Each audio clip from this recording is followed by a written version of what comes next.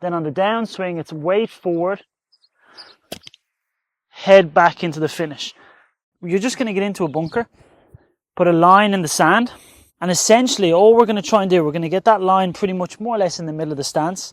And all you're going to do is some practice swings, and your job here is to get the club entering into the sand after the line.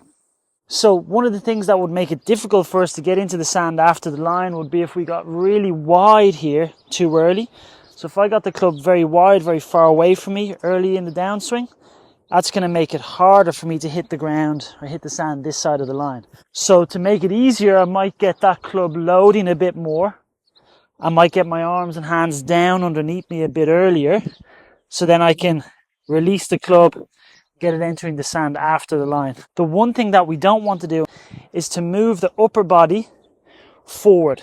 Okay, so we need to kind of figure out a way to get the club into the sand after the line, but without getting the head too far forward. So I want to get your pressure left, I want to get your lower half left, I want to get the club into the sand after, but the head's going to stay fairly centered.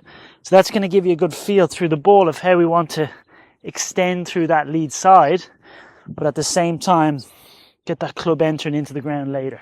Okay, so you're going to go up to the top of the swing, work the same pivot as you've been doing. Then on the downswing, it's weight forward, head back into the finish.